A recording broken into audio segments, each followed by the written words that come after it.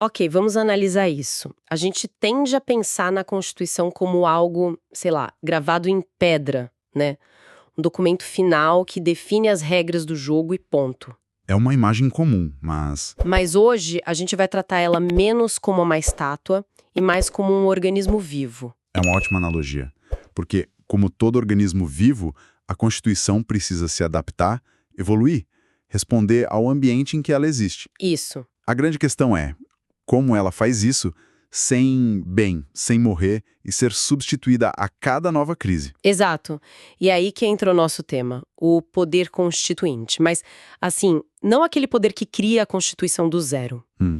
Hoje a gente vai investigar o que acontece depois. Quais são as ferramentas que esse organismo usa para se curar, crescer e se adaptar a um mundo que, olha, seus criadores nem imaginavam. E essas ferramentas são fascinantes. Vamos explorar como acordos internacionais podem ser, costurados no DNA da nossa Constituição. Uhum. Como os estados têm autonomia para criar seus próprios sistemas operacionais locais e, o mais intrigante, como o significado da Constituição pode mudar radicalmente. Sem que uma única palavra do texto original seja alterada. Exatamente. É quase uma metamorfose jurídica. Então, vamos começar com a primeira ferramenta de adaptação: trazer ideias de fora para dentro. Como funciona essa história de tratados internacionais de direitos humanos virarem parte da nossa Constituição? Esse é um mecanismo poderoso, conhecido tecnicamente como manifestação do poder constituinte derivado reformador. É um nome um pouco intimidador. Mas a ideia é simples. É o poder de reformar, de emendar a Constituição que já existe. E o artigo 5º, parágrafo 3º da Constituição, ele criou uma porta de entrada especial. Ah, uma porta só para os tratados de direitos humanos. Isso. Uma porta de entrada especial, mas com uma fechadura bem complicada, como você pode imaginar. Não é fácil dar a um documento internacional o mesmo peso de uma cláusula constitucional. Com certeza não. O processo é duro. É quase uma prova de resistência política e jurídica. Para que um tratado desses ganhe o status de emenda constitucional, ele precisa passar por um ritual idêntico ao de aprovar uma emenda. Ou seja, tem que ser aprovado na Câmara dos Deputados e no Senado. Nas duas casas. E em 2 votações em cada casa. E não com uma maioria simples, certo? De jeito nenhum. Em todas essas 4 votações, ele precisa do apoio de, no mínimo, 3/5 dos parlamentares. 3/5. Isso é 60% de cada casa. É um sarrafo altíssimo. E é feito para garantir que só consensos muito sólidos sobre direitos fundamentais alterem o topo da nossa pirâmide jurídica. Faz todo sentido. E na prática, a gente já conseguiu usar essa ferramenta? Temos exemplos de tratados que superaram essa maratona e hoje estão valendo como emenda constitucional? Sim, já conseguimos.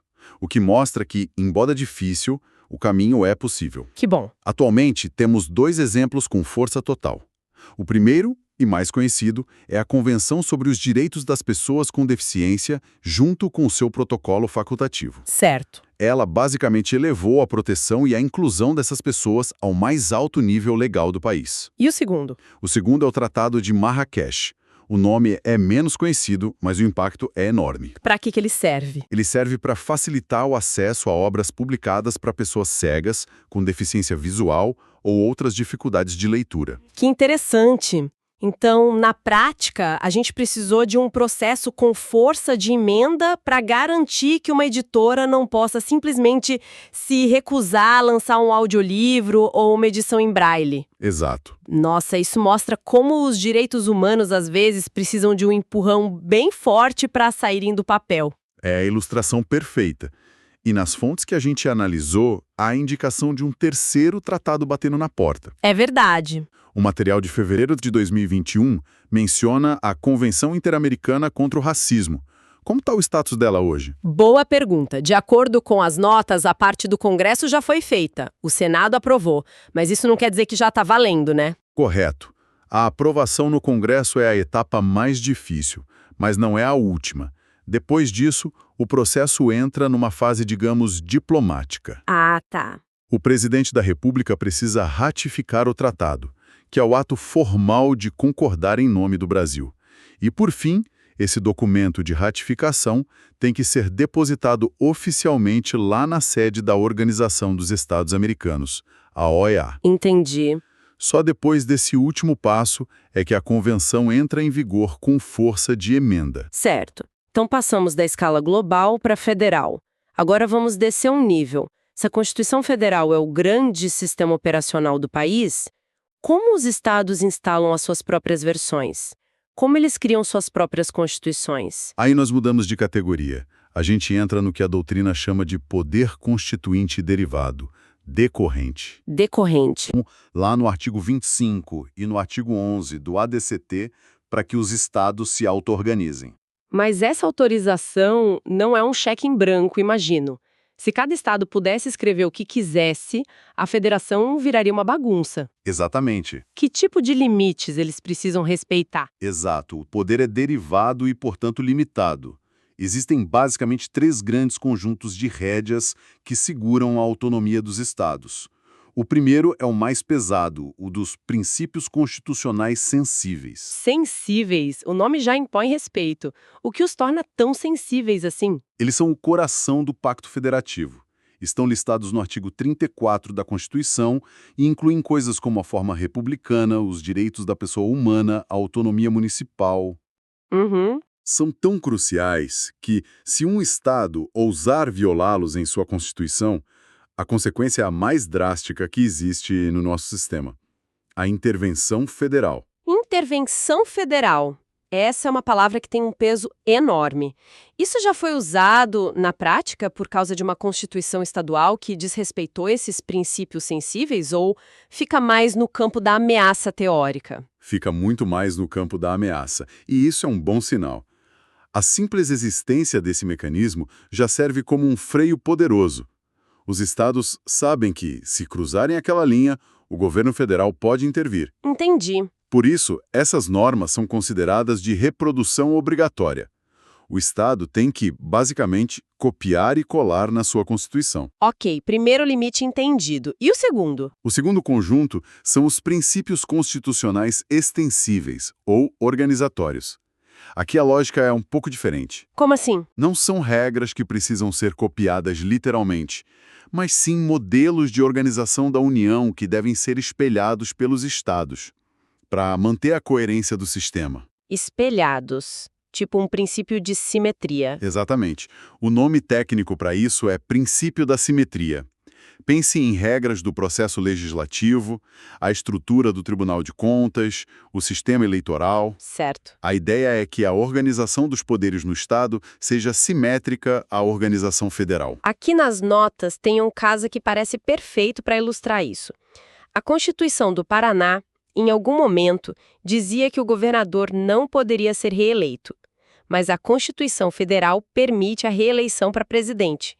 Como fica esse conflito? Esse caso é um exemplo clássico de violação ao princípio da simetria.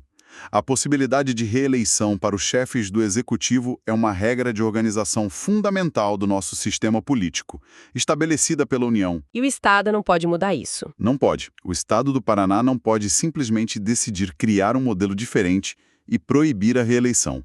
A norma paranaense, embora escrita na Constituição deles, é considerada inválida. Porque quebra essa simetria essencial. Isso mesmo. Certo. E qual é o terceiro e último conjunto de limites? São os princípios constitucionalmente estabelecidos. São regras e valores que estão espalhados por toda a Constituição Federal e que, pela sua natureza, devem ser seguidos por todos. Tipo o quê? O exemplo mais famoso é o do artigo 37, os princípios da administração pública: legalidade, impessoalidade, moralidade, publicidade e eficiência, o famoso mnemônico LIMP. Ah, claro. Nenhum Estado pode criar uma Constituição que autorize um gestor público a agir sem publicidade ou com pessoalidade, por exemplo. Entendi. Então os estados têm essa autonomia, mas com limites claros para não virar bagunça. Isso me faz pensar numa dúvida clássica, principalmente para quem estuda para concursos e os municípios. A lei orgânica deles entra nessa mesma lógica ou é outra história? É outra história. E essa é uma distinção fundamental que derruba muita gente em prova. Ah, então é uma pegadinha. A regra geral é: Constituição Estadual é fruto do poder constituinte derivado decorrente. Já a lei orgânica municipal, como o próprio nome diz, é uma lei. Ela é criada pelo poder legislativo do município, a Câmara de Vereadores. A fonte do poder é diferente. Então, lei orgânica nunca é exercício de poder constituinte. Cuidado, porque toda regra tem sua exceção, e essa é importantíssima. O Supremo Tribunal Federal e a doutrina entendem que a lei orgânica do Distrito Federal é, sim, uma manifestação do poder constituinte derivado decorrente. Ué, mas por quê? Se também se chama lei orgânica. A razão é sutil, mas faz toda a diferença. Vamos a outra analogia. A lei orgânica de um município comum é filha da Constituição do Estado onde ele se encontra. Ok. Mas o Distrito Federal é um ente federativo único. Ele é tipo órfão de Estado. Ele não tem um pai estadual. Ele se reporta diretamente à avó, que é a Constituição Federal. A analogia do órfão é ótima, deixa tudo muito claro. É por essa ligação direta, por essa ausência de um intermediário, que a sua lei orgânica tem um status especial. Ok, e agora vamos para o conceito que, para mim, é o mais curioso de todos. Parece coisa de ficção científica jurídica. A ideia de mudar a Constituição sem mudar uma vírgula do texto. Como isso é possível? Isso nos leva ao poder constituinte difuso. É a ferramenta mais sutil e talvez controversa de adaptação constitucional. Difuso?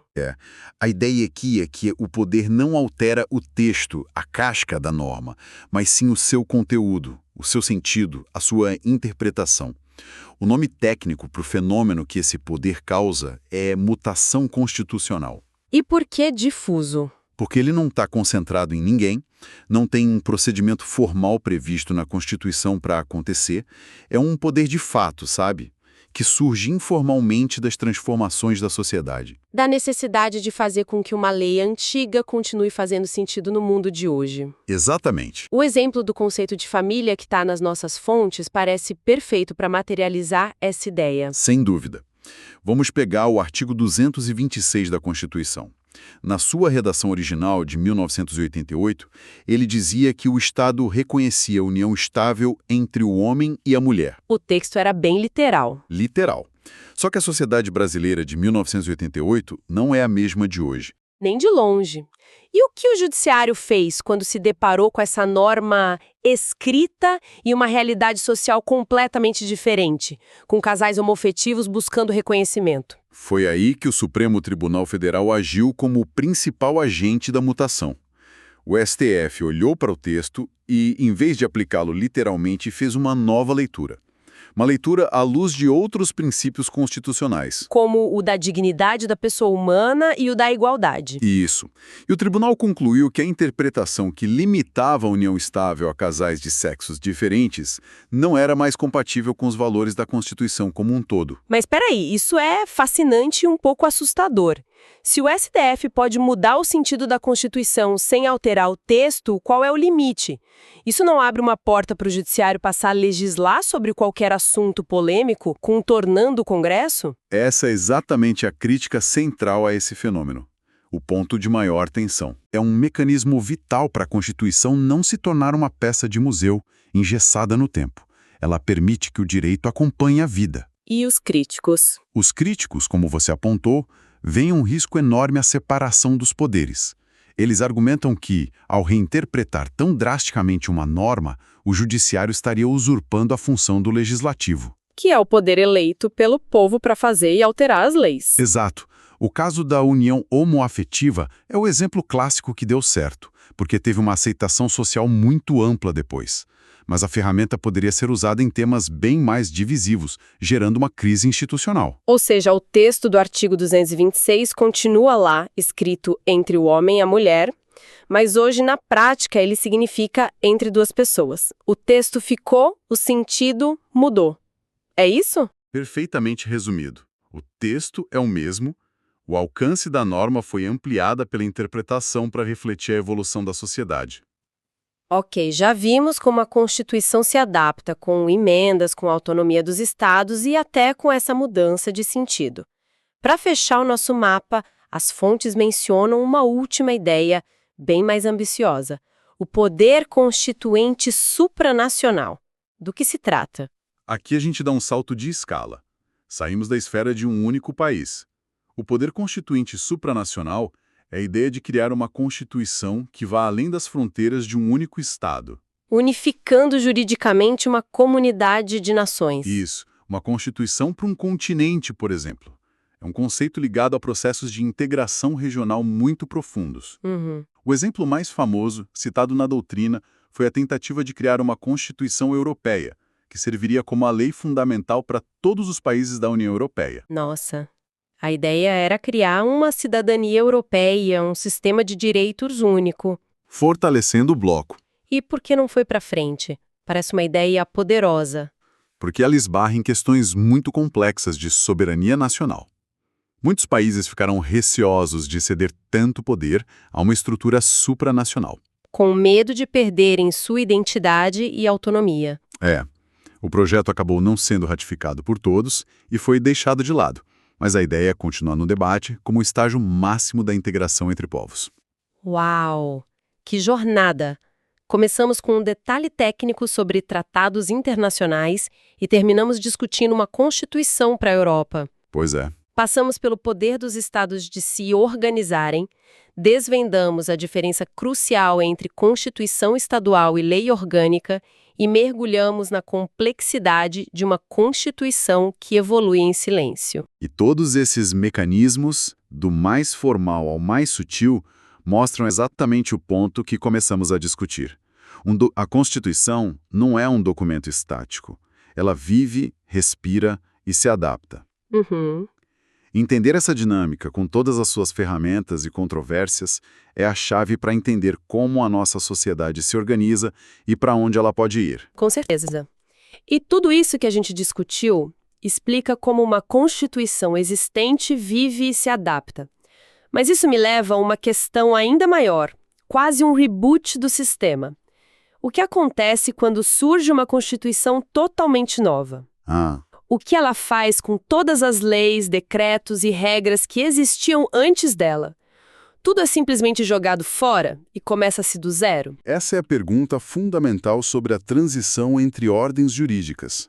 É o momento em que o direito antigo encontra o direito novo, e dessa colisão surgem fenômenos como a recepção, a não recepção e a revogação de todo o sistema anterior. Certo. Mas essa análise de como um novo software constitucional lida com os arquivos antigos, isso fica para nossa próxima conversa. Se este conteúdo te ajudou nos seus estudos para concursos públicos, aproveite e assista agora a outros vídeos de nosso canal. Aqui você encontra material gratuito, dicas de estudo e conteúdos atualizados para concursos públicos.